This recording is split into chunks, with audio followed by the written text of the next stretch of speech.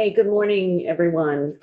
It's nice to see you this morning, especially after the marathon afternoon we had yesterday. Actually, marathon day, we had the whole day yesterday. So as Representative Noy said, oh, we get a break today. I didn't explain to someone, the chair didn't even give us a break. Well, I did say you could get up and, take care of whatever you needed to do, but the Agency of Human Services parade that we have, they were all very intent on wanting to be able to share, their belief about how they are addressing the issue of homelessness. So we had the entire Agency of Human Services leadership team and crew. So it was a long afternoon, but some good information. But here it's Mental Health Advocacy Day, and they're having a luncheon and an opportunity to connect with constituents over at the Supreme Court building in the sort of lobby area there. If you want to connect with folks at noontime, that's a great spot to do that.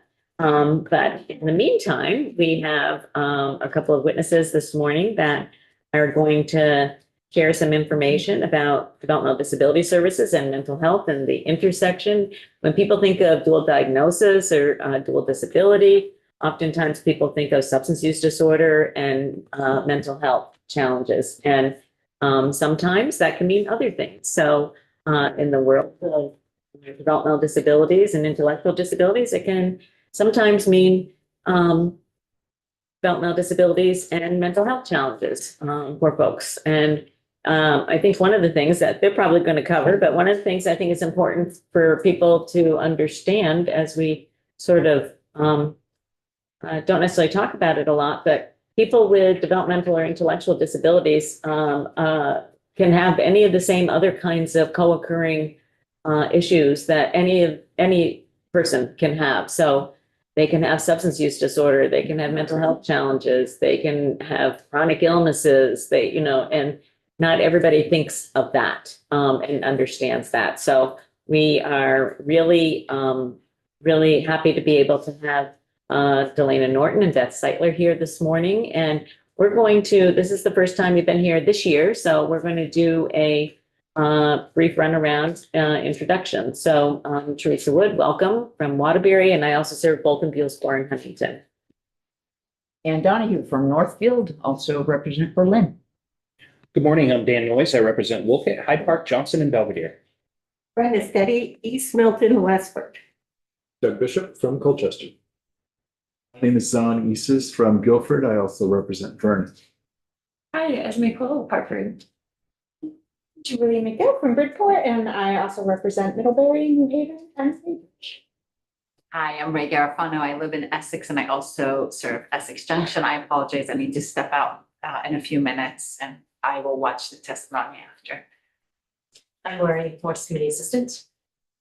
And magician. Yes, wizard. That's the word I was trying to figure out yesterday. And then right around here, welcome back. I'm Marie Lennon. I am a board member, board of directors member of CSAC. Welcome back. Let's see, I'm on the DMH intern this. Joe Schwartz, the DS Director in Washington. And Brian Patton, Associate Director for Developmental Services in Washington. Nice to see you all again. So welcome. You want to introduce yourselves for the record, and the floor is yours. You did such a good introduction. I'm Beth Seitler. I'm the CEO of Washington County Mental Health Services.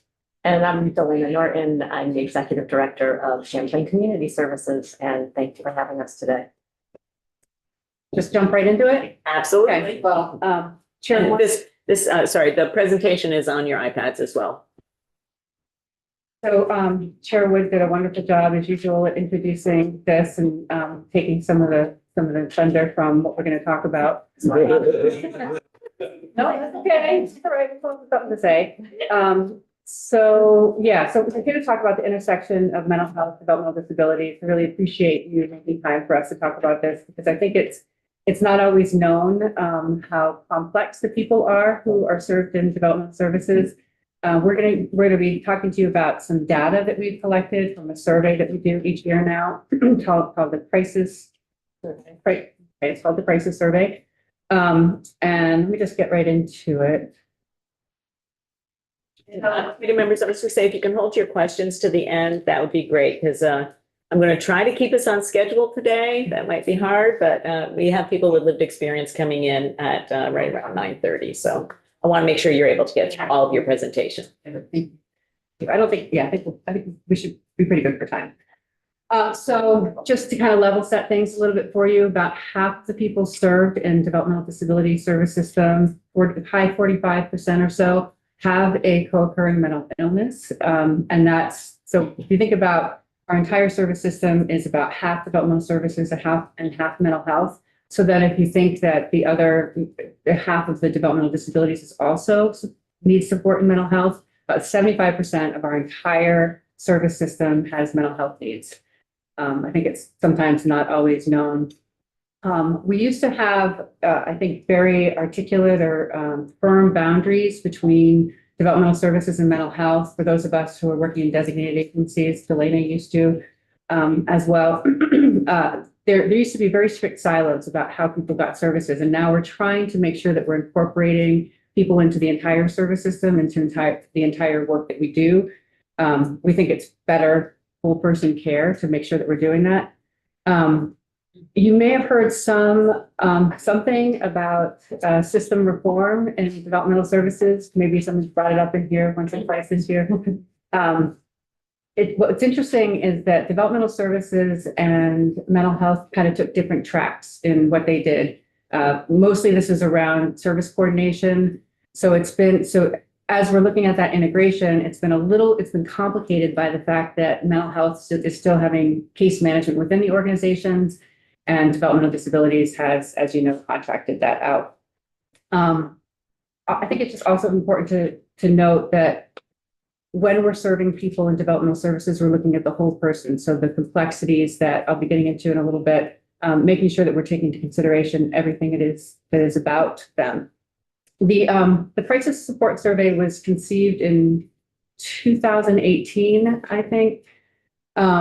And really it was just a way, trying to come up with a way of demonstrating the complexity of the people who we serve. So we looked at, and there could have been any domains, but the 5 that we chose to look at year after year were co-occurring mental health diagnoses, having the presence of a substance use disorder, complex health issues, which often become more complex as people live, a history of trauma and risk and the experience of homelessness, risk of or the experience of homelessness. I just want to go back to trauma for a minute. You may have heard some of the statistics around this. I was looking at this last night. Approximately 90% of people in developmental services currently, or just people with intellectual developmental disabilities, have experienced some form of sexual abuse in their life, which is just a staggering number. And for me, having worked in the field, that is an accurate representation. 90% actually sounds low to me. More than 50% of the people have had at least 10 instances of some sort of sexual abuse. So, I mean, it's just an absolutely incredible fact that we deal with, and this trauma impacts the way people go through their lives. And when we look at all these domains, what we realize is this leads to people being in crisis. And so this is why it was so important for us to look into this. I just want to mention also, looking at the slide, that when the survey came about, we were seeing increasing number of individuals who weren't getting their mental health support needs addressed, who had intellectual and developmental disabilities. And we realized the importance of starting to collect data so that we can start to tell that story. Beth mentioned that we had been very siloed, and in order to develop expertise and understanding of the mental health support needs for individuals who have intellectual and developmental disabilities, we had to start collecting information to tell this story.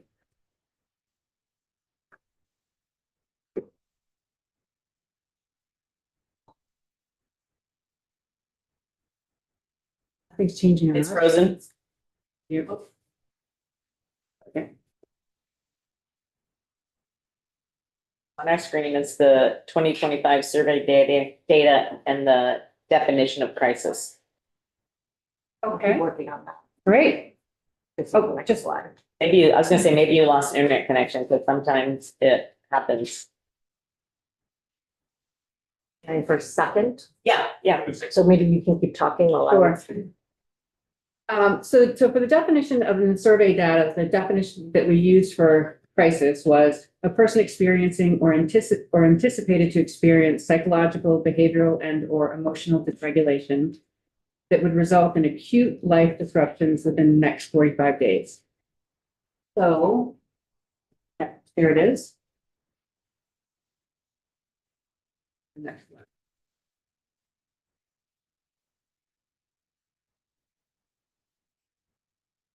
It just wants us to go through this one by one. Sorry, we have it on, I have it. Do you want to use mine? I won't, No, it won't go up on the screen. Yeah, we can follow along because we have it. Yeah. too. all right. Just, Okay, so the slide that I'm looking at, There you go. number of people receiving developmental services through HCBS. Well, here we are. Yeah. Why don't you leave it in this mode, that Yeah. way maybe. Yeah, then we can see what it is. Okay. So this is in looking in the last 3 years, and basically what you can see is close to 50%, as I was saying at the beginning, close to 50% of the people that we serve have co-occurring mental health diagnoses. Again, look at the trauma history, and this is just that, so the crisis support survey that we do is really a point in time survey. So it's just, we look at October every year, all of our case managers and service coordinators consider who they have on their caseload, and then look at these 5 domains and say, okay, does the person that I'm thinking about have, health issues? Do they have history of substance abuse? Are there other co-occurring health problems happening? What's their trauma history? And then has there been a risk of homelessness? I think the other important piece about this slide, when we do talk about looking at the trauma history and noticing that that has not decreased. There's many other areas that we are seeing slow decreases in, or actually going back to when we originally started the survey work, which was pre-pandemic. When I look at the history of our system, it absolutely makes sense, because Beth just mentioned the number of individuals that have experienced some form of trauma. Many of the individuals who are coming into our system, oftentimes we are the only support they have. And when you understand the history that they have come from, it has oftentimes been very difficult. And that has been something that was never looked at previously. When we had closed the Brandon Training School, and even those initial supports that were put in place, our shared living programs oftentimes started from people leaving that training school and moving in with individuals who had provided care to them at the training school. When we look at the individuals coming into our system today, who are some of the highest level needs that we are supporting, they have actually been in a system that many times did not have the right type of support for them growing up. And that is why I think we continue to see this increased level of trauma. Now, this was in looking at the sort of point in time. These are the people who are actually in crisis at one time or another. And think about, 15% of the people in services right now in some form of crisis. And we'll talk a little bit about what the supports we have available for them. But it's a lot of people in critical need each day. And here I do want to say, let's not get distracted by the fact that we are starting to see some decreases in these numbers. There's a story behind that decrease in numbers. I will say that the story is not necessarily that we as a service system have all of a sudden received robust resources to be able to address the crisis needs of individuals who are experiencing a crisis need with an intellectual and developmental disability. And so Our numbers significantly increased during the period of the pandemic, which absolutely makes sense. And we have been scrambling ever since to be able to sort of at least get our heads above water. That doesn't mean that we have been developing the adequate types of supports that are needed to support somebody with an intellectual and developmental disability who is having a mental health crisis.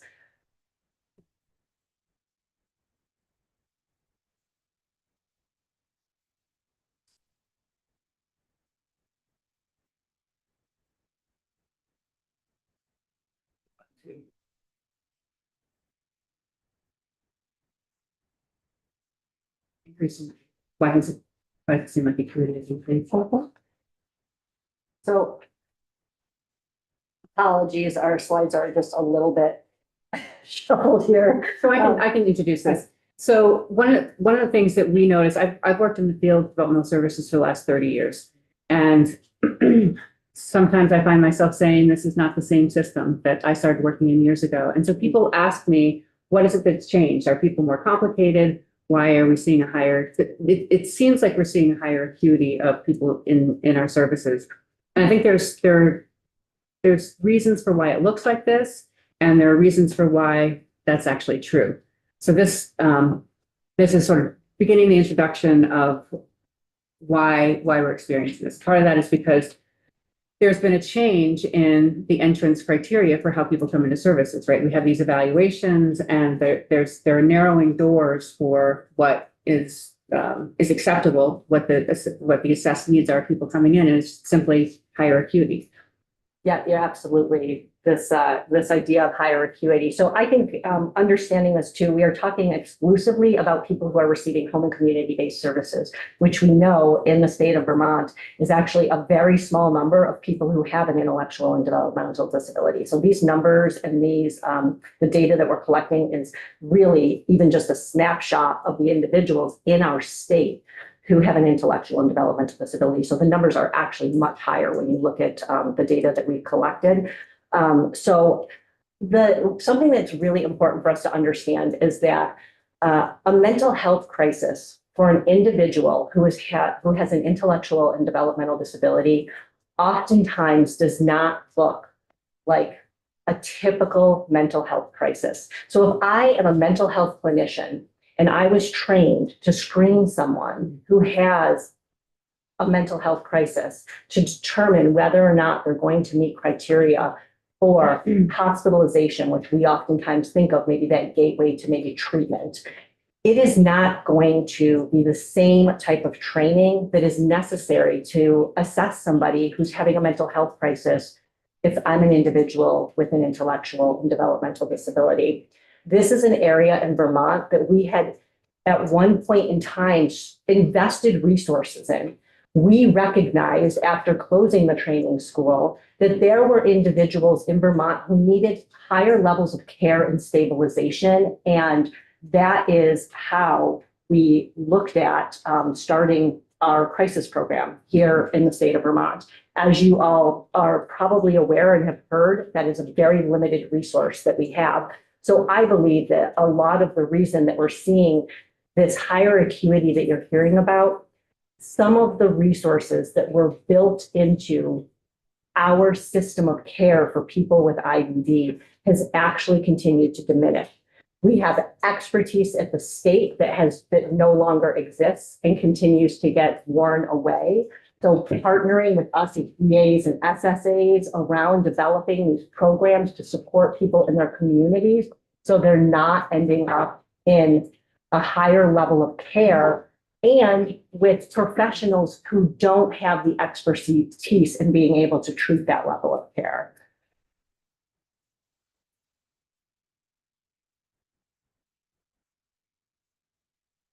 So when we're thinking about caring for people with complex needs in the Vermont system, I do believe that this is an area that we have to look at.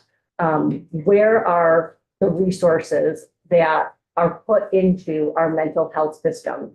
Vermont started to take strides in this direction when we started to look at integration. And I think many of us in the designated agency system and in specialized service agencies quickly realized that our mental health programs were not really equipped to be able to provide the support that we needed when an individual with an intellectual or developmental disability went into crisis.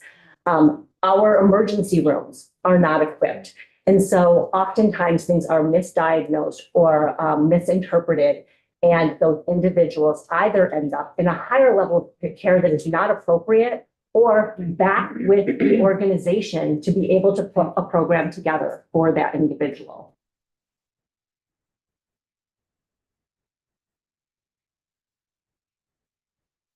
So mentioned earlier, when we talk about our resources, so as Chair Wood had mentioned, that when we think about an individual with an intellectual and developmental disability, we oftentimes don't think about somebody who is also suffering from something like substance use disorder or another mental health condition. And today we know that's just not true. Many of us who are in the provider network have worked very closely with these individuals and have worked closely with our mental health partners, our other community partners like law enforcement, to ensure that we are providing some levels of education so that we're able to address the issues that are coming up in our community when it comes to helping support a person who is in a mental health crisis and they have an intellectual and developmental disability. Our small resources here in the state of Vermont, we have our VCIN beds, very useful. And not everybody understands Vermont terminology. Crisis Intervention Network. Thank you. So that is oftentimes when an individual who has an intellectual or developmental disability, this is a crisis stabilization program that was started in the state of Vermont many years ago. It has I believe they're able to support 3 individuals. What has happened over the years, because we have not been able to invest in this resource in the way that it had initially started, is that we are not able to actually move people through our crisis supports because the need has increased. And the data somewhat tells this story. I think part of our challenge too, when we look at what we experienced pre-pandemic, with people just not having the level of expertise that's needed within their own organizations, being able to grow clinicians and support programs for people who understood, how do I screen, how do I treat an individual who has an intellectual and developmental disability who is having a mental health crisis. Then we go into the pandemic and we don't have the resources for the number of people that had gone into crisis during that period of time. And as we are coming out of that, I think that what is important for us as a system of care is to recognize that it takes expertise and resources to build adequate supports and treatment in our community for individuals who are experiencing a mental health crisis. I think it's also difficult even within larger agencies to get that cross-pollination or cross-support from, we have crisis teams that were pretty directly siloed just to support people with mental health needs. And then, I remember when I worked at Howard a long time ago, but I remember when there was a time when the crisis teams wouldn't support somebody who had an intellectual disability because they would say, we don't understand what these people need. So we're trying to balance that, obviously, and help people to understand the complexity of the people who we serve, but that they're just people and they just have mental health needs, and maybe they have substance needs and other health care concerns, but that they just need to be served as people. And that the approach around the tools that we're using may look a little bit different. And that's where I think the education comes into play. So I'm just taking a look at the time and want to make sure that you have a chance to finish up. And I would like to have a few minutes of quick questions. The last one. Okay. So I think much of what we have said here, I think here, the piece that I wanted the committee to hear and understand is that our system is under an immense amount of change. This is still much to be seen. There are many things that we are still going to be unfolding and need to be looking very closely at. Our crisis services have changed to a fee-for-service model. And it will be important that we are paying attention to make sure that in this new model for these clinical and crisis support needs being paid for through a fee-for-service model are going to address the needs of Vermonters with intellectual and developmental disabilities who have a mental health crisis. Our committee's pretty well informed about the impact of payment reform in the Developmental Disability Service System, and have worked with the Appropriations Committee on some placeholder language in the Budget Adjustment Act that is being considered, that, you know, after the House votes on that bill, will be considered in the Senate. And so we are continuing to work on that and aware of that, despite challenges from the Agency of Human Services. We very much appreciate that. One thing that's very important to understand is that these services need to actually be authorized. Although they're fee for service, it does not mean that you are able to just provide the service and be reimbursed because it is a fee for service model. Right. And understanding the delays and all of that kind of stuff. We understand the sort of layers of complexity that are unfolding now and some of the implications for providers and most importantly for people receiving services and their families. So thank you very much. I think it was really helpful to hear about the mental health supports, and I was actually really happy to see the survey that y'all do, you know, at your own initiation to help people understand the needs of and the complexity. And when you were the slide where you were showing, you know, sort of the trauma, SUD, mental health, homelessness, one person could have all of those things. And I think that not everybody understands the complexity of the needs. And I think you did a nice job helping us to see that. Questions from committee members? So this part of the budget is Representative Noyes and Representative Nielsen, who is out sick today. You know, feel free to be in contact with him. I'm sure Amy Johnson is already doing that as well.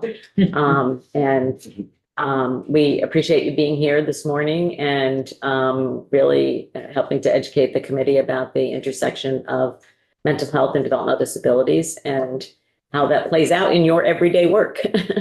So thank you so much. Thank you. Really appreciate your time. Thank you. Sorry about the technical problems. Oh, that's okay. We worked through it. It's all good. We had it. You I think we're out. did your work and we had it in advance, so it was all good. Committee, we are now moving back to H594, which is our work on homelessness, addressing homelessness. As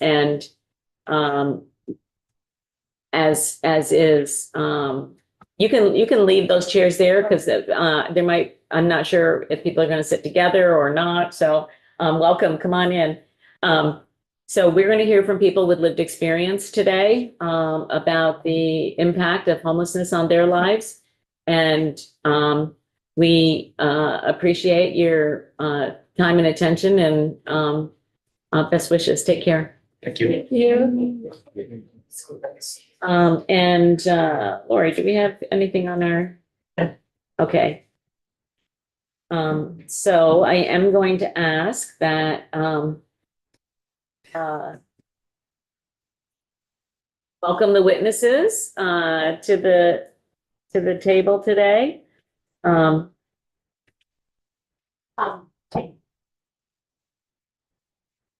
Okay, I just want to make sure, want to make sure that we have everybody. I did see somebody pop up on and says, since it says Crystal, I'm going to presume that was Norman Pecor. It's Norman Curto, I'm sorry. It's Norman Curto. Curto. I have a great time today.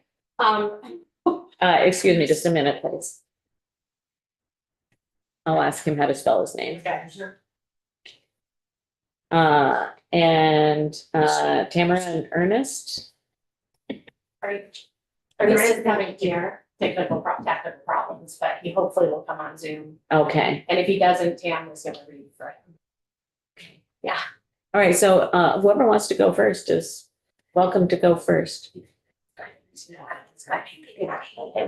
uh, reimbursement for expenses, like gas to get here.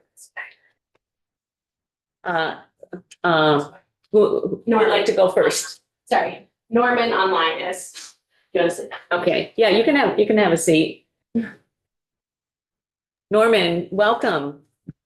Hello, And Norman, can you spell your last name for us?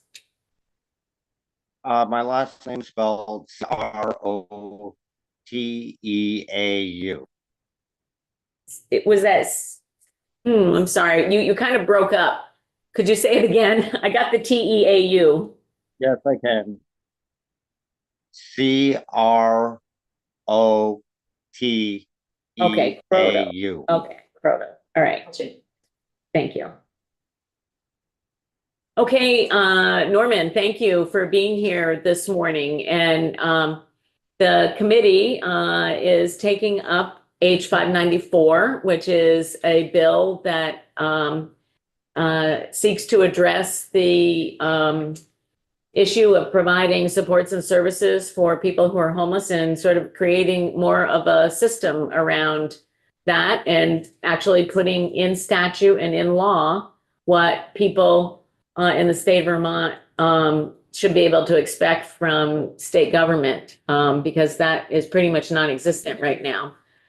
So we appreciate you being here and appreciate you sharing your story with us. So the floor is yours. We're going to do just brief introductions around the table. So you know, because it's hard when you're on the screen to know who's in the room. So my name is Teresa Wood. I'm from Waterbury, and I also serve Bolton, Buellscore, and Huntington. Ann Donahue from Northfield, also serving Berlin. Good morning, Dan Noyes. I represent Wolcott, Hyde Park, Johnson, and Belvedere. Hi, good morning. Eric McGuire, represent Rutland City. Brenda Steady, Westford, East Milton. Good morning, Doug Bishop from Colchester. Good morning, Zon Eastis from Guilford. I also serve Vernon. Hi, Esme Cole of Hartford. I'm Jubilee McGill and I'm from Bridport and also represent Middlebury, New Haven, and Research. Happy to have you here. Hi, over here in the corner, I'm Lori, committee assistant. And Brenda will go right around. Brenda Siegel, Executive Director of End Homelessness Vermont. Hi, Norman, it's Tamara Hodge from End Homelessness Vermont. Brooke Hodge, Tamara's wife. Hi, my name is Aiden Carpenter. I was Jackson Red Food Consultant.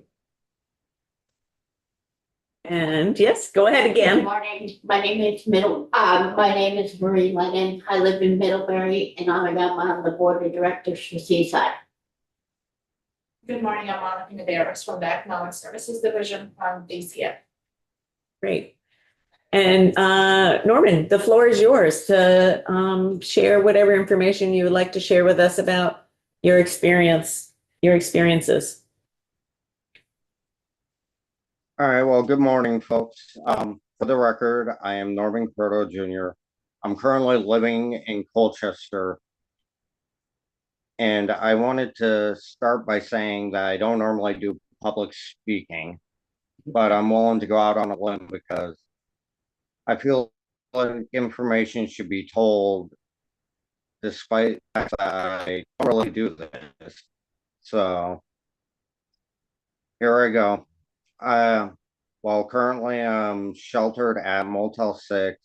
My partner, she lives with complex health condition, chronic health conditions, and mobility issues. Now, I became homeless by no fault of my own. I was living in an apartment and my landlord decided that he was selling his properties and we were evicted for no cause. He actually sold multiple apartments that had multiple people in them and they were all good people. And I can't imagine how many people ended up homeless when he did that to all his properties that he owned. And they also all got no cause evictions as well too. And only God knows how many of them ended up homeless like us. in the beginning of my experience of homelessness, we were bounced around a lot. We have had nowhere to live for about 4 years. We've applied for every apartment that we can. We've stayed connected to services and we continue to keep our medical appointments with our providers. This past spring, we were denied medical vulnerability under the governor's executive order, and I don't know what we would have done if we didn't find any homelessness. Vermont. We're fully engaged with our CLEO worker, and they referred us to EHBT, and we were able to go through a hearing to remain sheltered under the governor's executive order. But this June, sorry, having a little bit of a hard time. Take your time. Through the fair hearing to remain sheltered under the governor's executive order. But June, we found that our 80 days were used under the governor's waiver. So we were exited to the streets. We had to go through another fair hearing, and ultimately it was found that the law allowed for us to use the 80 days after July, but that took a long time, and we were outside until November. During that time, my partner with her health conditions got much worse. She was not doing well.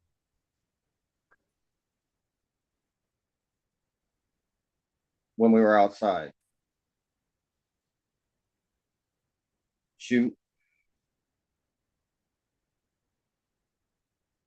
When we first got put back into a hotel, we ended up having to go to the hospital because of her health conditions getting worse. That could have been prevented. I can't imagine how expensive her recovery was, but it all could have been if we would have just stayed sheltered. The fact of having to camp that way made it worse. We had to camp at places where we weren't allowed, and we were forced to do that. When we got back inside, we had to get a reasonable accommodation to be sheltered at Motel 6, where there are elevators and accessible rooms and people who treat you like you matter. The staff are attentive and supportive, and we have services both with ending homelessness in CVLEO, as well as our medical providers. We live entirely on my disability, which is just $1,200. That means that we can't even afford an apartment in this market without some kind of subsidy. And we have been turned down for subsidized apartments because of our no-cause eviction. We are waiting on an appeal, which my caseworker in CVLEO and EHBT will be attending. There's absolutely no way that we could have gone through all this all alone. Absolutely no way. We have never refused any services or turned them down. But every step of this has been complicated and hard to navigate. And we feel like we are judged at every corner. Living in living in GA emergency housing is not luxury.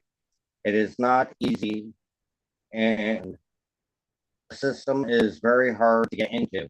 We are using a dorm refrigerator our whole lives are packed into one space, and we're constantly being told that we are going to have to go outside again. That is traumatizing. This program is keeping us alive.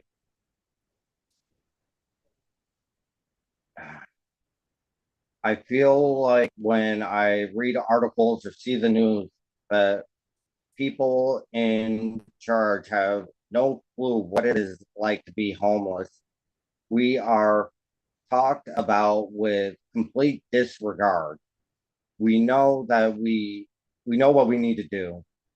We are doing everything that we can do. We can end up house.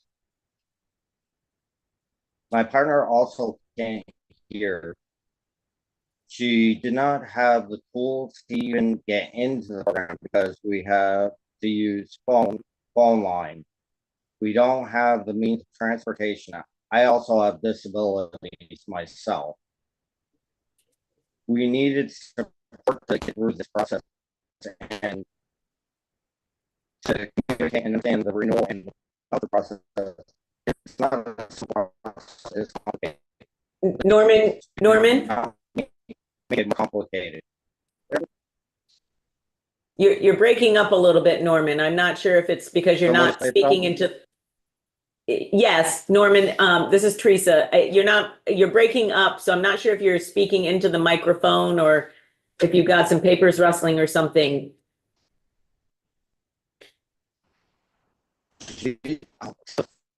It could just be your connection too. Sorry, my ears are on. I think he's trying to. Can you hear me? We heard it all except for like the last sentence or so.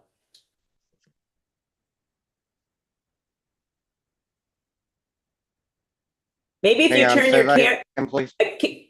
Norman, I'm going to suggest you turn your camera off. Can you turn your camera off? And that might help your connection. Yep. All right, can you guys hear me?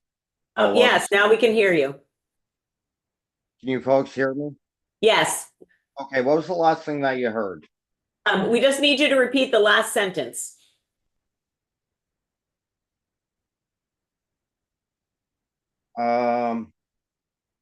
Well, I was talking about how my fiance is Steph and we didn't really have the means of transportation.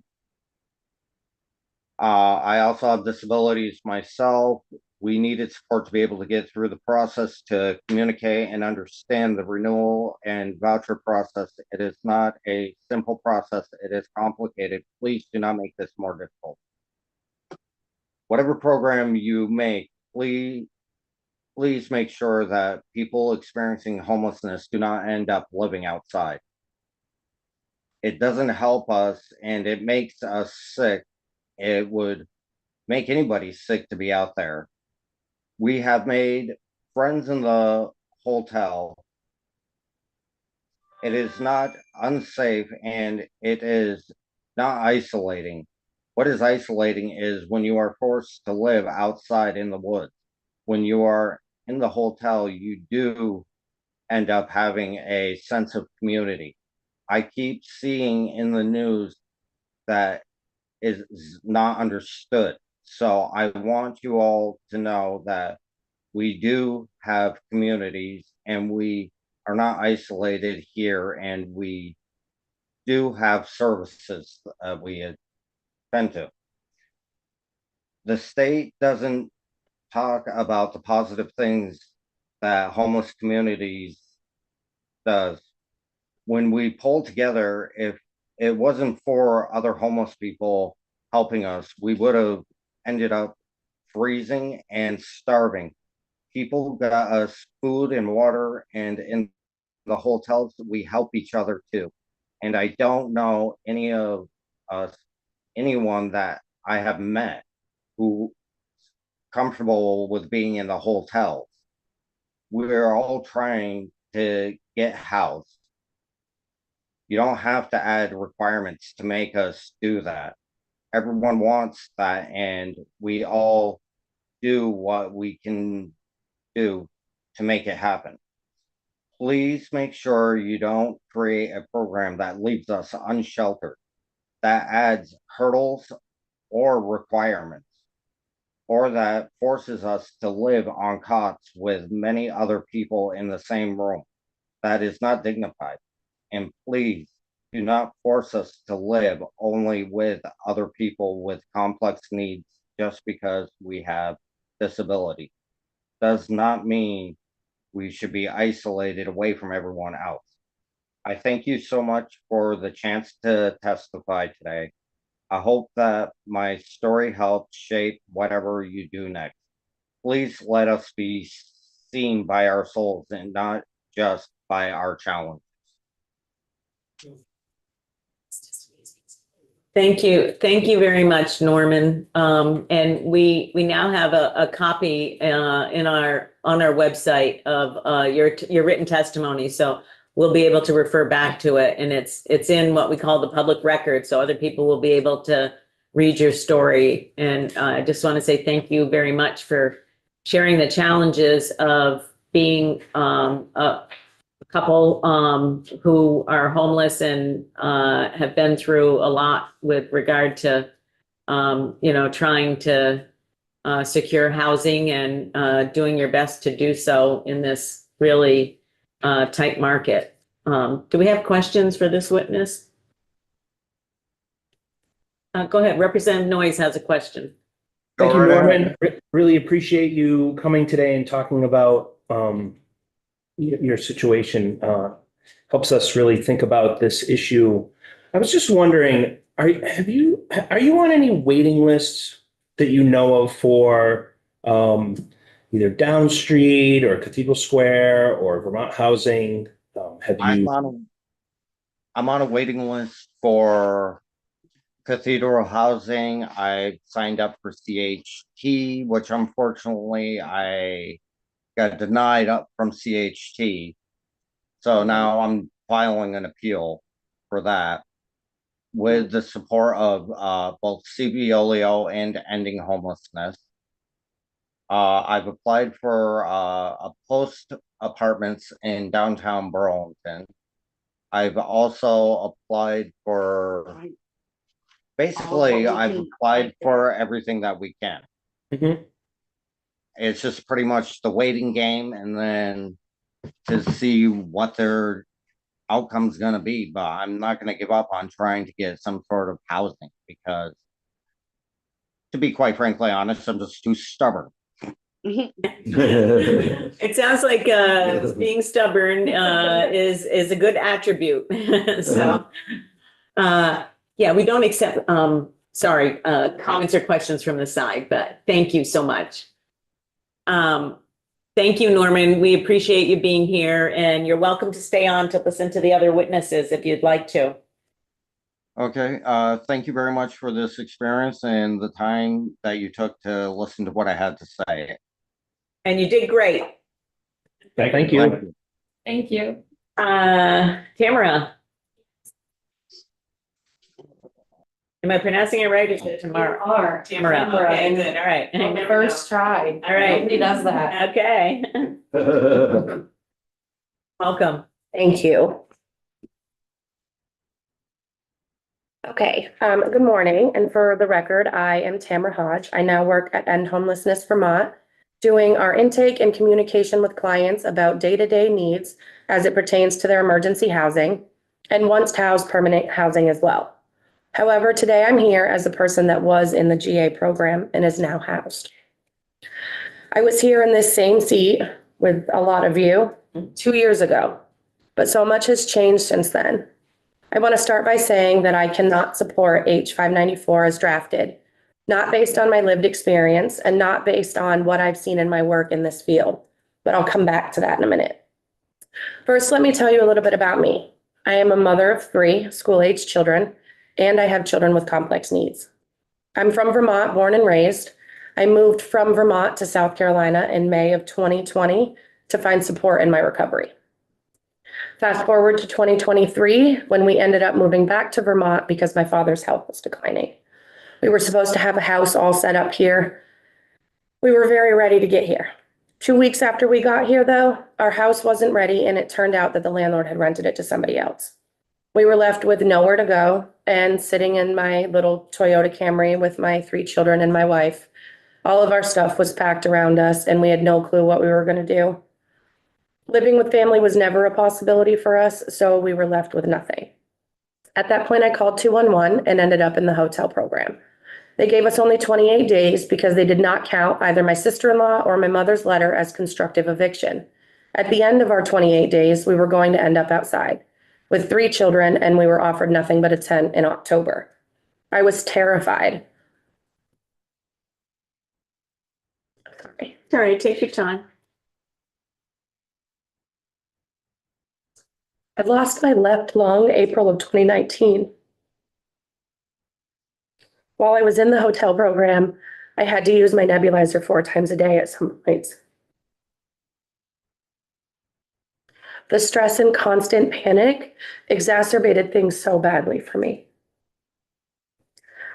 Many people here have not heard about my time in GA. So briefly, what I will tell you is that my life was saved and my children's lives were made better by service providers who did in fact provide services while we were in the hotel. My caseworker Janice at Springfield Supported Housing referred me to End Homelessness Vermont, who began a process of helping us prove that this eviction counted for 84 days under the then rules. EHVT even paid for us for 3 weeks. I believed at the time, I said this 2 years ago as well, that I couldn't be sure, but I thought that they might have paid for some of it out of their own pockets. Being on the inside now, I now know that that absolutely was the case.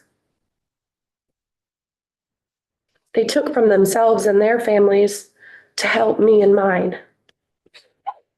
And I couldn't be more grateful. And now I know how hard it is to refrain from doing just that when you see so many people suffering. During that time, every day I would go back to the hotel after picking up my kids from school in the afternoon to find that we had again been locked out of our room. I would have to wait, but somebody from EHVT would come and help and pay for our room one night at a time. Even after that decision was reversed, I had a gap in days. Again, End Homelessness Vermont and Springfield Supported Housing came in to help me and my family. It was that year that an 80-day cap was implemented. I made friends in the hotel who we watched end up outside.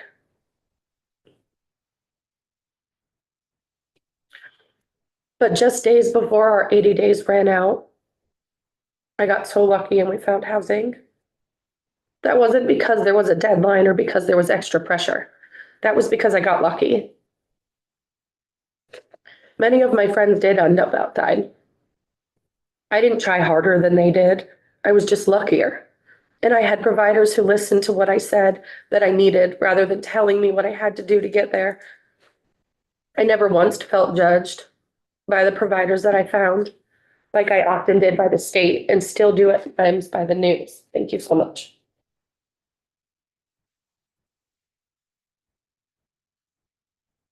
Some of the folks that my family and I met in the hotels have since died from being unsheltered.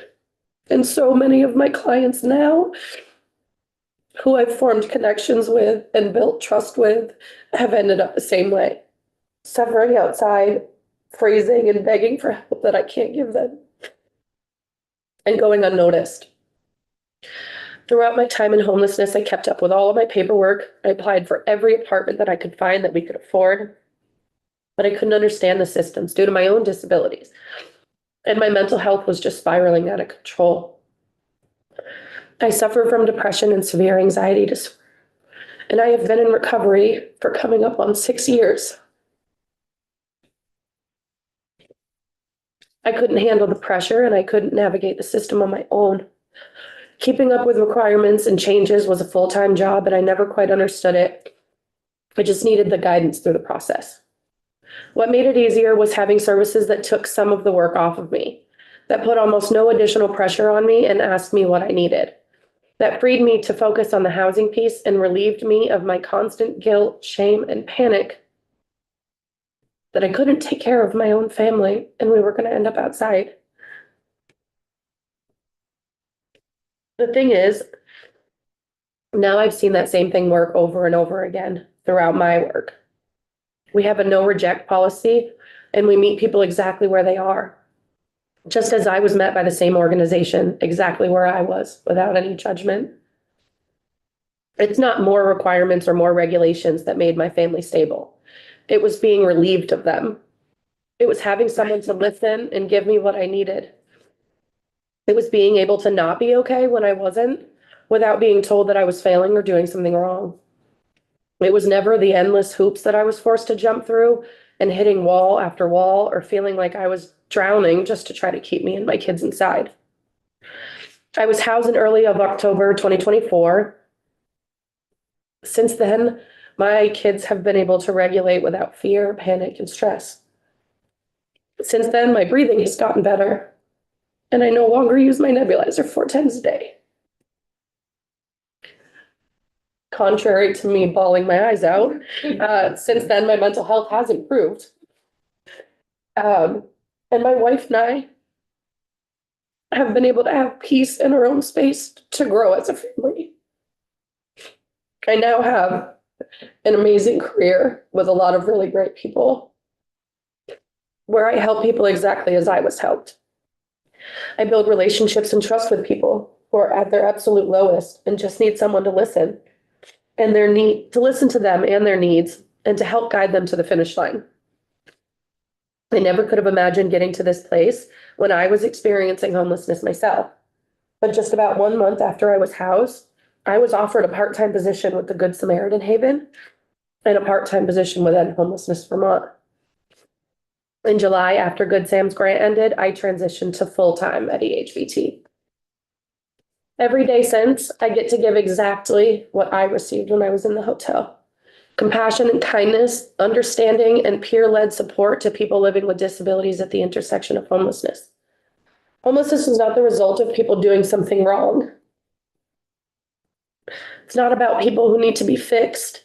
It's about people who need and deserve a home. And when they find home, it's about making sure that they have whatever they need to be successful. When I was experiencing homelessness, it was hard to imagine that I could manage successfully. I was so traumatized by the whole experience, as was my wife and children. But we could do it, and we did. We just needed someone to believe in us and to hear us. Again, I cannot support H594 based because it is framed as an accountability bill and because it has a huge focus on sending people out of state if they have the connections to do so, when the percent of folks who come here from out of state is such a small number. I can't support the governor's housing proposal because it leaves so many people outside to suffer, get sick, develop disabilities, or even die. I've seen way too many people die. Since the state even reduced the allowed time in GA down to 80 days, those numbers just continue to grow. A proposal that does not keep people sheltered or that categorizes people into deserving and undeserving is not something I could ever get behind. I see what that looks like every day, and I saw firsthand long before I had this job. I have some specific elements that I definitely would like to see in a bill that can work. No reduction in eligibility. Everyone deserves to be sheltered. Fund case management in the hotels, street outreach, and specialized service coordinators for people with disabilities whom are independent so that they can operate and advocate in a way that best meets the needs of the households they serve. Create accountability for systems to meet disability needs as defined by the ADA and the Vermont law. This is not a definition that can or should be narrowed. The definition of disability is not negotiable. Do not reduce shelter without a one-to-one match of non-congregate shelter beds. Give people access to what I had because it's what works. Put dignity of the people who we serve at the center. Offer housing options such as tiny homes, single room occupancies, or mobile homes. Don't build shelter for 5,000 people, build homes. but keep people sheltered while they're built. Have an alternative rental subsidy that does not have the barriers of federal funding like evictions, criminal records, and more. Just make it more accessible. Please just look to what has worked, what systems have gotten people into housing, and follow those models. Both Pathways and End Homelessness Vermont are experts at keeping people in housing once they get there. All of the providers we work with know what they're doing, and when they don't, they reach out to someone who does. This system is full of effective, underfunded, and overworked experts in this field. We need to look to what we already have. And I want to end by saying that my life is so much better since I found housing. My family is safe, my children are happy, they're healthy, and they are all three. Housing happened because I was heard. Housing happened because I was lucky enough to find providers who saw and treated me and my family as human beings and not case numbers. Finally, I want to say thank you for inviting me to testify today, and I'm very grateful for the opportunity. Thank you, Tamara. Thank you. And I realize that, we all realize that sharing your story is sometimes re-traumatizing for people. And so I just doubly appreciate you and everyone who is sharing their story doing that, because I think we do recognize being homeless is trauma, trauma to you and your family, and having to share the story or being willing to share that story is really emotional. So Yeah, I'm sorry. no, please don't apologize. Anybody that knows me will tell you that I'm a crier. And don't apologize for sharing your emotion, because that is it's one of the reasons that we want to, in this committee, hear from people with lived experience so that we understand what the implications are for policies that we try to develop here. So it's very helpful. I'm just going to check with folks to see if there are questions. Yeah, go ahead, Representative Cole. Thank you so much. So moving and so articulate. Thank you for the way you shared your story. So I think early on in your testimony, you talked about your connection with Janice, with Springfield. Yes. Yes. So I'm curious about how that connection began, because it seemed like a bit of a ripple effect. Janice led you to homelessness, and that was, you connected with Janice when you first entered the GA program, is that right? Shortly after. Yeah. So when we entered, we went to the roadway in Rockingham, and they had Springfield Supported Housing had sent Janice along with Susanna to the hotel twice a week. So that ended up going down to once a week at one point, but I would go every time I knew that they, I don't remember now, but I think it was like Thursdays at 10 a.m. And I would always make it a point to be over there to talk to her, like, anything new that I can apply for, anything else that you need from me? Have you heard of anything? And so I got that connection with her just from being placed at the right hotel. I just, again, got lucky. Mm-hmm. Yeah, and just a follow up here. Go ahead, Representative Cole, and then Representative Bishop and Representative Steady. Thank you. Quick follow up with that. So how did you know about the meeting time and how things would be there, where should be? Was it just like, especially for the very first time? Mm-hmm. I happened to go in there because I was locked out of my room. And so I went into the hotel lobby to try to get into my room, and they just happened to be there. Yeah. And Janice introduced herself. And that's how that started. Okay, that's really helpful. Thank you. Yeah. Representative Bishop and then Steady. Thank you. Thank you for being here and for sharing today. Can you perhaps share a bit about services can be accessed with in-person conversations like you discussed with Janice? Mm-hmm. I imagine there's a lot of time spent on phone. Yes. Calling different agencies and the like. Can you share sort of what aspects of which approaches work for you and which ones? I know that me personally, because of my anxiety, I have a really hard time with the phone calls. I can't do them by myself. Janice and Brenda came like definitely in handy when it came to things like that. But For me, it was a lot better to be able to see folks in person, to be able to fully understand what I was looking at and what I needed to do. So meeting with Janice was like, she was kind of like my home base where I knew that I could see her in person and it wasn't over a phone. But that definitely made a huge difference. Yeah.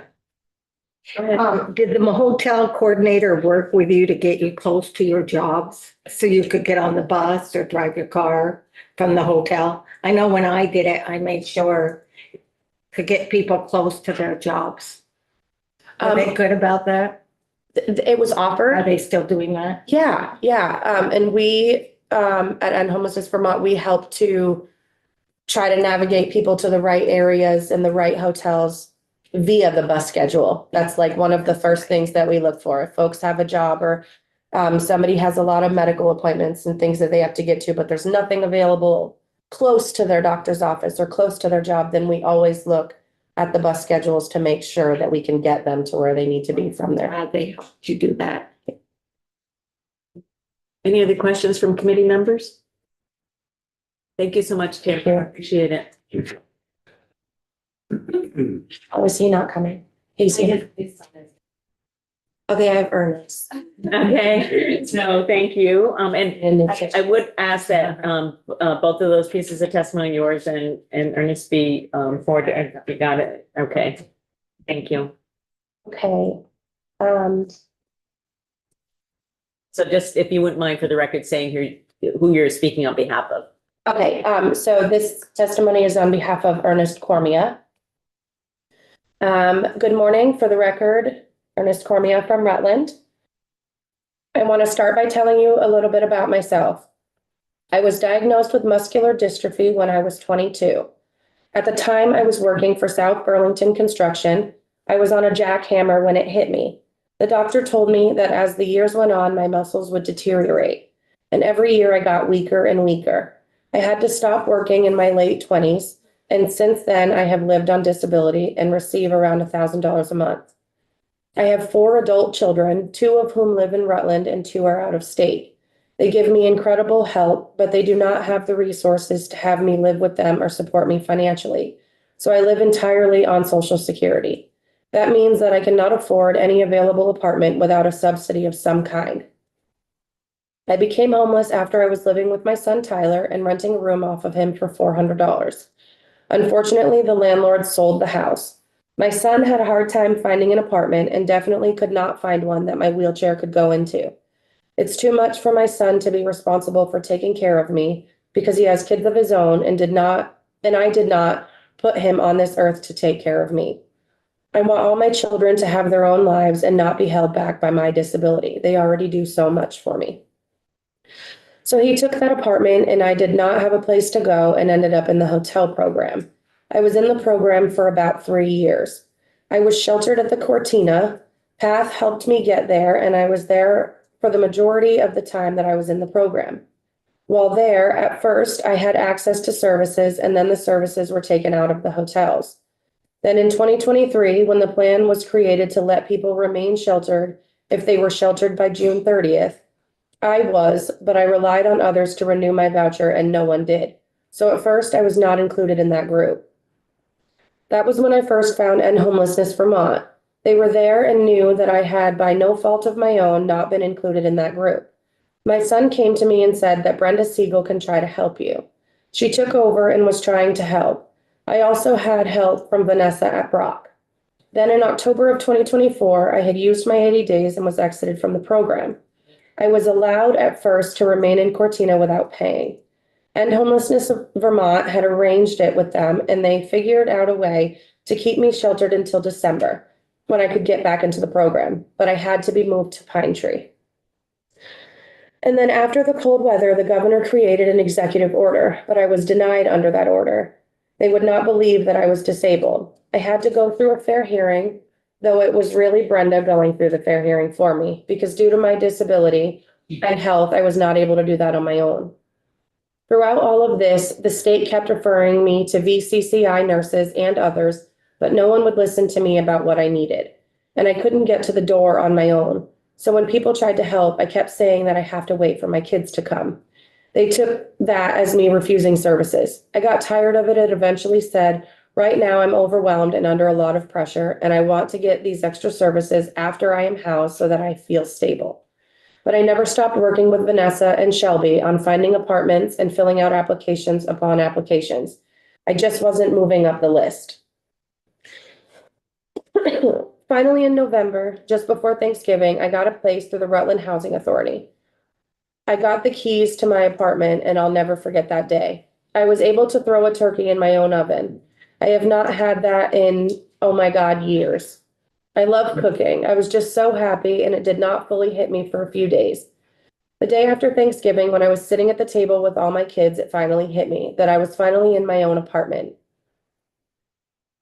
I started crying, and I was so happy. Now Shelby and EHVT are helping me connect more to medical providers. Apply for Choices for Care, and I have been doing physical therapy 2 or 3 days since I have been housed. I needed to be housed first. I don't know if anyone has lived in a hotel or been homeless for so many years, but it is a lot of stress. I needed to find a stable place to go, where I was not always worried I would be carried outside and left there. All the pressure to do more while I was living in this situation with no way to get out only made me more depressed. It was not what I needed.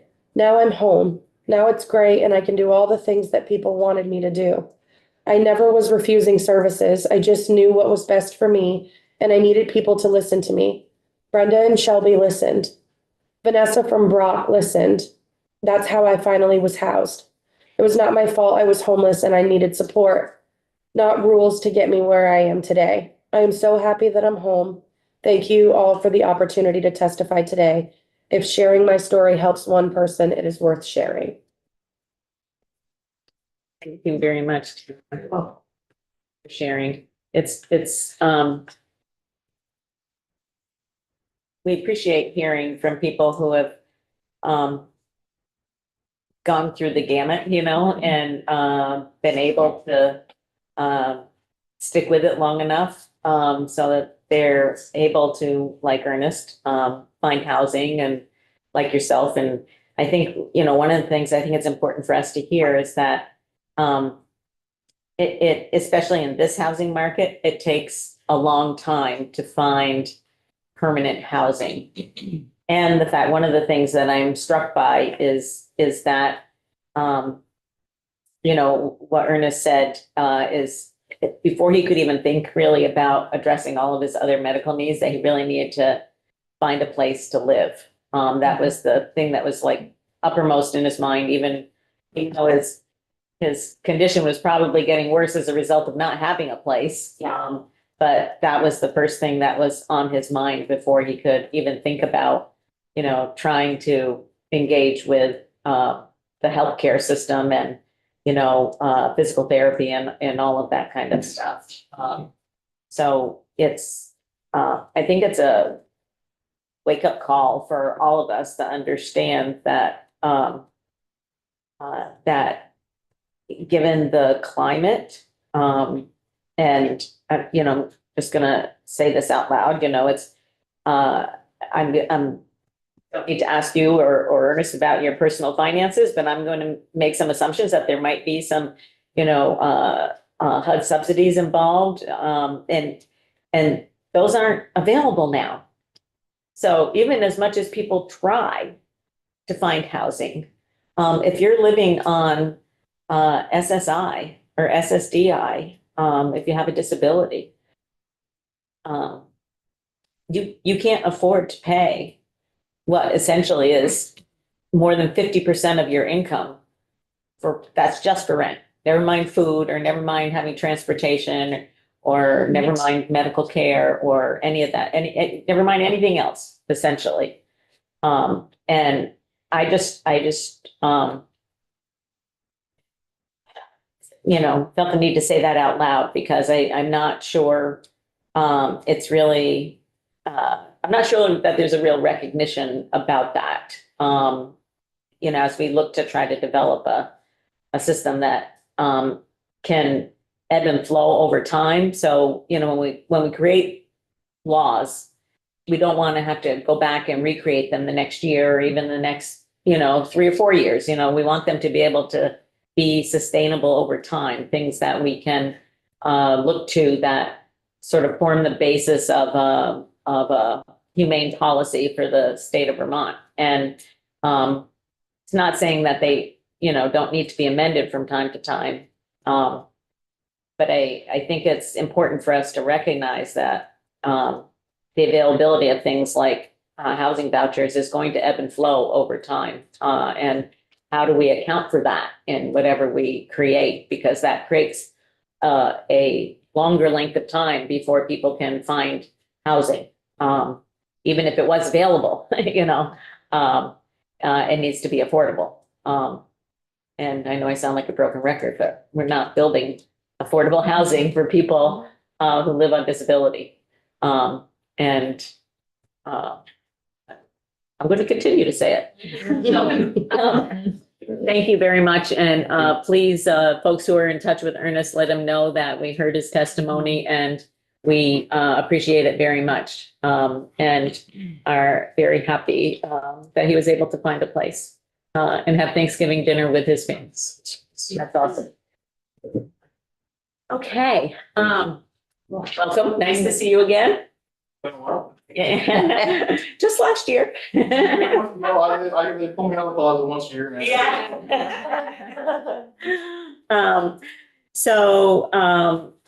Committee members, we are going to take a break. We have security training at 11, so our break is going to be a little bit longer than normal. But just before we go on break, I'm just interested in hearing folks' reactions to our testimony yesterday. We took a lot of, and again, apologize for the grueling nature of the length of the testimony in the afternoon, but we heard from all departments in the Agency of Human Services. We heard about the governor's housing plan that I'm going to rename because nobody's going to convince me that shelter is housing. But it's temporary housing. So I'm just, anybody have any reactions to yesterday?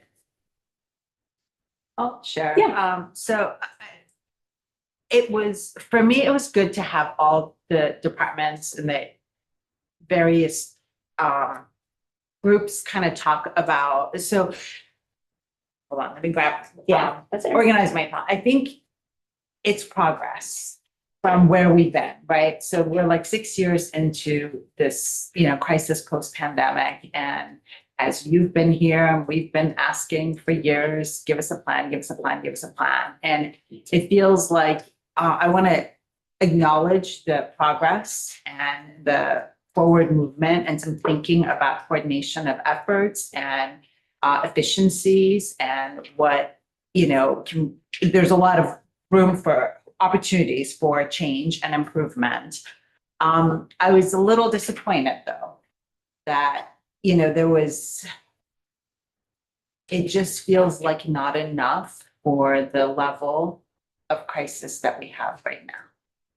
And I don't know what the answer is, but it just, to your point, temporary shelter is not housing. And it feels like we need a lot more investment and coordination with other partners and other agencies that do develop housing and focus on, this very low income demographic that doesn't have a lot of other options.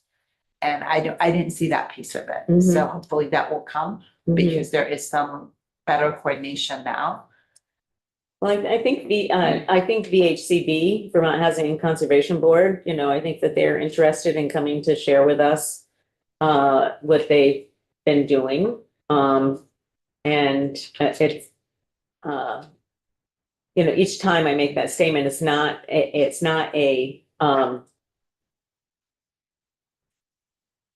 not saying that we shouldn't be investing in that other housing, okay? But I think that there's an expectation that because we've put so much money out there in housing that, why aren't people who are homeless being housed? Because we've not had concerted effort, so there's a few units in each building that's being developed that go, you know, to people who might come off coordinated entry. But it's not enough. It's not enough. So yeah, Brenda.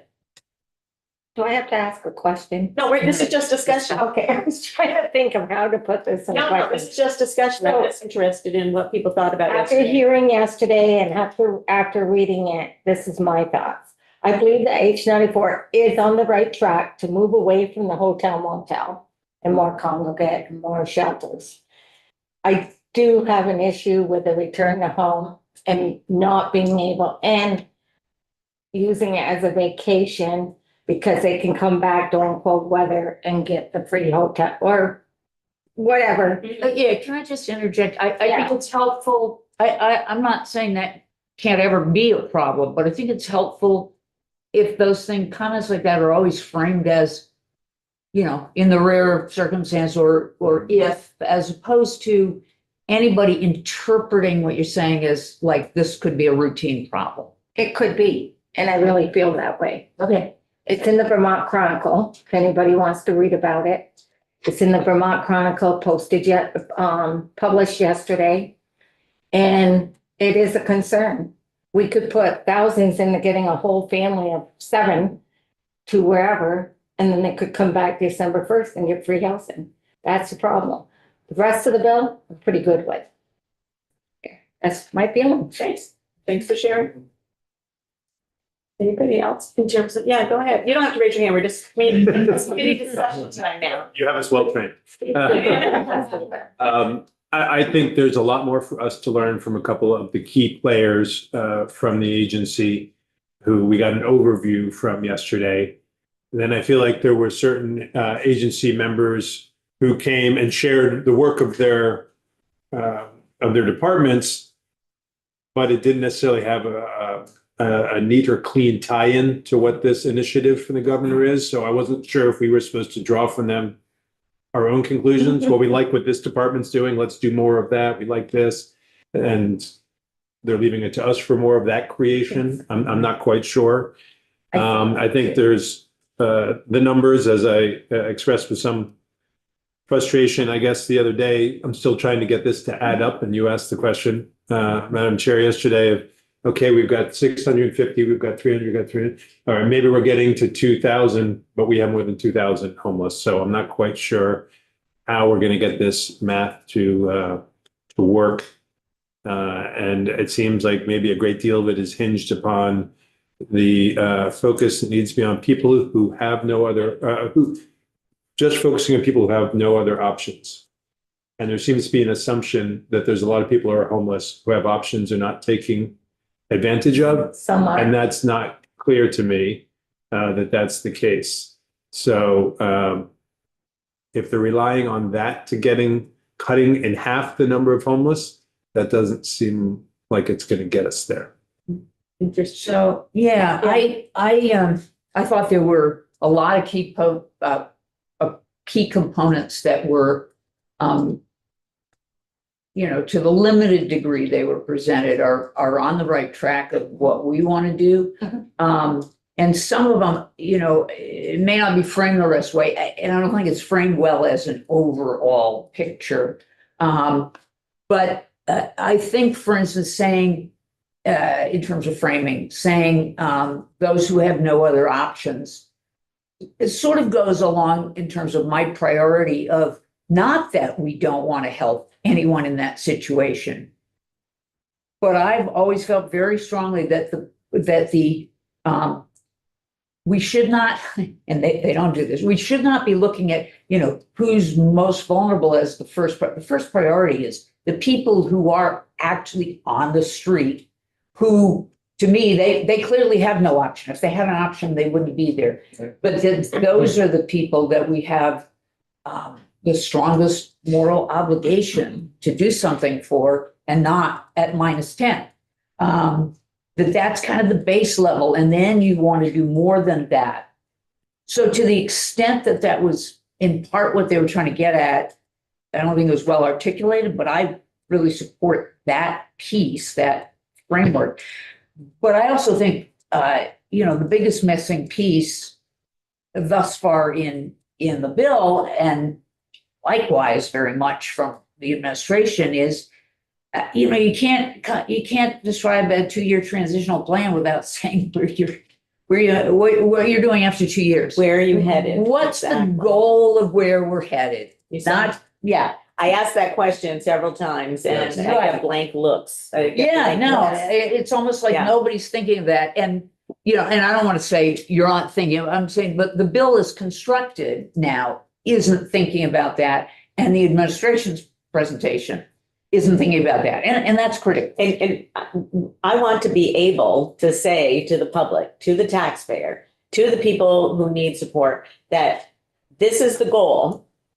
And how close are we getting to meeting that goal? And how long will it take us to get to that goal? And how are we identifying why we're doing these things? Whatever we decide. How does that goal, how does that, first and and that right. goal may change over time. Right, but how does this support that How does goal it in support it? terms Yeah, of just speak what up. we prioritize first? Community discussion, just Yeah. interrupt Dan and I. No, I'm done. That's like. No, and I saw that DOC had some RBA, like, how do we know that people are better off? What are they measuring? And I think that would be really helpful to know. You're the only one who We talked were the about only that. ones, and it would be helpful for me to really see, like, what are the departments looking at and how can we have some accountability there around how do we know people are better off? And back to your point of how do we know when we get there? Yeah. And where are we going? And it would be helpful, like in a, I don't want to say a one pager, but some sort of a way where you can see where each department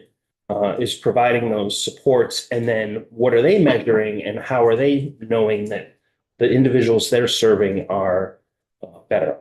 Yeah.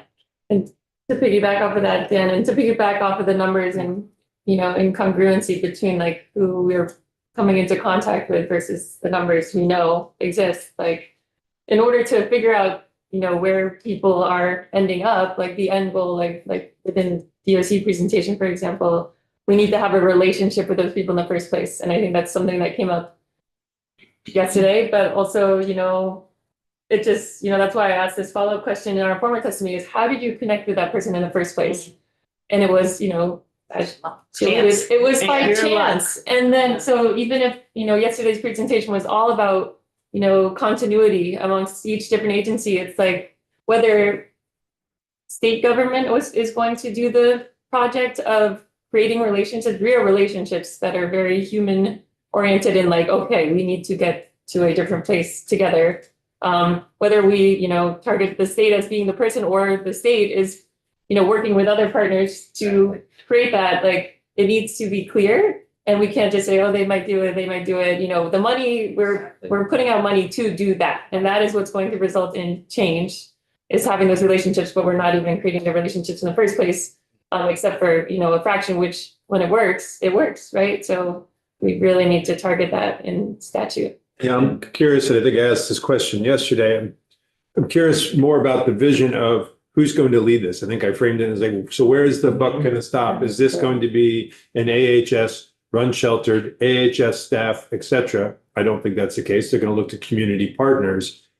And our community partners have been working hard, but struggling to get us to our current number of 650 shelter beds. So I'm having a hard time seeing how the rapid growth will occur. I'm a little afraid about the history of the state, understandably looking to community partners to support goals of the state, but not always funding them. Right. We've had to step in and give 2% increase last year for home and community-based care providers. So is this going to be a system that's set up and then slowly starved? Back to our point of we need to see projecting out a bit further. And I wish we'd heard more about, we heard a lot about some very powerful and impactful programs that exist within state government run by people who I think are trying to improve the lives of Vermonters. And we also talked about greater integration. So what has been preventing that greater integration to date that we're now going to break that logjam to allow state government to be a more forceful and coordinated presence in someone's lives to turn the corner out of homelessness? I was going to say to that point, I think that not to pretend I'm Jenny Samuelson, but I think that she would say that they've started that work through this executive team approach, and that, sort of the parade we had of all of AHS yesterday, twice, was part of sort of breaking down those silos. I mean, they've met and they've identified this as a priority as a whole team. Yeah. But I think that you're right, because that's one step. Yes. That's just one step, and there's many steps to go before there's really that sort of integration. What we heard, I'll just, I'll pick on Dale just because I remember the testimony. They talked about people who'd already been found eligible for Choices for Care. They didn't talk about all of the people who we have heard about from our community partners, both the community action agencies, the shelters, and Homelessness Vermont, the other providers out there, who have never had any outreach.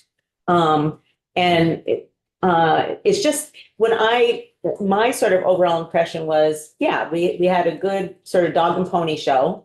But I did not connect, and I think I said this several times with folks, that what we were hearing yesterday did not jive with what we had heard the day before from all the people who were on the ground doing the work. Yeah, so clearly the conversation, this statewide conversation, has to be larger even than the government itself. It has to engage all these different agencies, and who's doing that? Who's actually going to make all that happen so that we can, because many players have a part of this, and we can't legislate that to happen. We can advise it, but we can't legislate it to happen. Yeah. So I think that's, for me, this big, huge RBA project has to come into play, that many people have voice and many people have possibility and resources that we can put toward this thing. We're never going to solve it because there are some people who want to be homeless. They choose that, we're never going to solve it entirely. But there are people who choose to be outside. Right, who choose to be outside, yeah. Right. So maybe that's not homeless for them.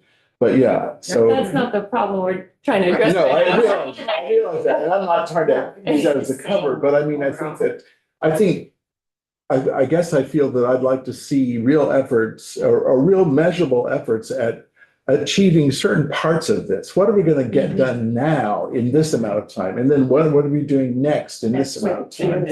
And who's naming all of that and putting it in order? I hope to piggyback on that as well, Donna, so thank you. I think it's so important, the partnership between our state and the agencies, whoever's doing the work, we got to do together. And I wanted to highlight a specific anecdote it's more than an anecdote, it's a big picture issue, which has come up time and time again, is this tension, this fight between some of the on the ground groups and the state, and shelter. Because, for example, this individual who provided testimony had muscular dystrophy, was in a wheelchair, needed somebody to open the door for him. And he was even, with the conditions of, the exemptions for being eligible for GA was denied the disability factor. And it's like, what is the disconnect? And so then more state resources are being funneled into the appeal. And that also just happened by chance, and then this person was displaced on the streets again, or during that process, we don't know what's going on. That person could have easily slipped through the cracks. So the more times, we have Norman said the same thing about his partner. Exactly. Exactly. Yeah. Every time we do that, and it's like, what is if you don't have a relationship with that person, that verification process, what is the verification process besides? Clearly there are fallacies in how that's taking place. And it seems like the goals of achieving shelter, it doesn't, because of these anecdotes that are not anecdotes, they're patterns. Stories. We had, I thought, had done very elegantly in H91 was to direct the resources to where the people are, closer to the individual, and focus on those relationships, right? And I think this is taking us, the plan that they have is taking us further from that, right? It's like putting the money at the state level and putting the focus and the accountability. And it just feels like the more layers you put in there, the harder it becomes for those relationships to form.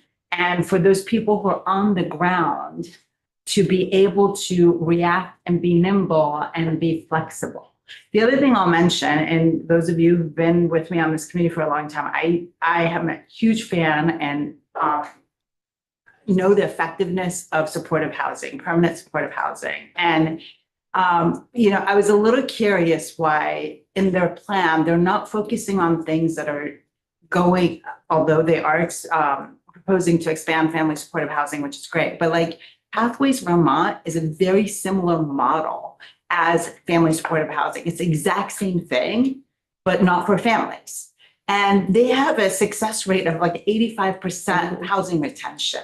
Right now, they're only serving like 220 people. Why not scale up something that works? Make it safe. The scaling thing is that we're taking the investment, because what I'm hearing, the hotel, that's a state benefit. That's a state benefit. Put that aside. We're placing people into a state benefit where they need placement into the unbelievable resources that are being operated on the ground to access that. To access, I have to follow the guidelines as laid out with HUD, literally homeless, to place people on in there.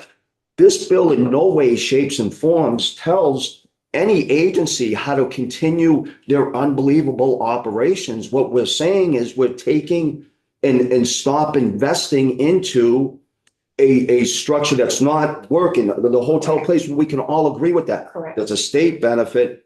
That's not where the placement should be. Let's expand and give greater access to the wonderful services that were already being provided there. And that's what I'm seeing the investment go on to. The state, operating the Rutland Emergency Shelter. Sure, I stay in coordination with OEO and so forth, but they certainly are not dictating me how I am going about that person-centered service approach to get people off the street and out of the hotel into a safe, stable environment with the ability to access that next step of stable housing. Just like we heard, that is unbelievable. You used that system for what it was intended for.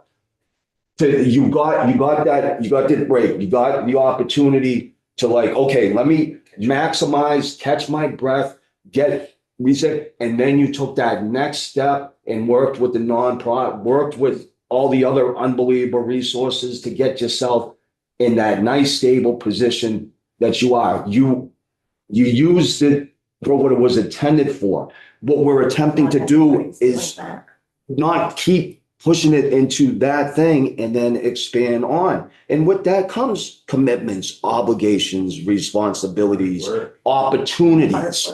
Engagement. Engagement. The one thing that I'm going to challenge you a little bit on, Eric, is we've heard from multiple witnesses, not just the witnesses here today. I'm thinking back to last year as well, that, there's this sort of misnomer that is put out there by the Agency of Human Services that people get no services when they're in the hotel. They kind of want to speak out of both sides of their mouth, because then they want to come and tell us, oh, but we go into the hotels and we do outreach in the hotels and we do. And so That's not the case. I'm just saying that we have heard personal stories saying people got that connection while they were in the hotel. And it might have been by chance, like the question that you asked, down in Southeast. But I don't think it's the case for everybody, obviously. No. But I think that we need to sort of divest ourselves of the notion that people don't get anything in the hotels. It is based upon voluntary willingness to engage. Or knowing resources, or having the chance meeting of somebody in the lobby, which is not okay either. Because it's a state benefit. It's It's a state benefit. Yeah, So you're saying the yes, same thing. It's not a program. It's just been a financial benefit. And there hasn't been an expectation that people engage, but. But can I just say another really important thing people are getting at the hotels is a roof over their head. Mhm. And that stability of knowing that night or how, and that, we heard like having a place and not like the trauma that causes, most of us know this, but I don't think we can discount like that piece of it. It is a safe place to sleep at night. Yeah. There was talk yesterday, and I'm not saying it's all in right, everything's in order, but there was talk about viewing the hotels and motels as more like shelter-like, rather than thinking of it just as a. We had that in H91 as well. Yeah, so I mean, I think there's, it's a resource, and not I mean, there are ways to think of it. Yeah, I mean, for me, that is, I think, a proposal that warrants, inclusion in whatever we end up with, because honestly, I don't want to be in a position of necessarily building up 1,000 shelter beds, where in a system, we hope that, as housing becomes more available, that we don't need 1,000 shelter beds. Right.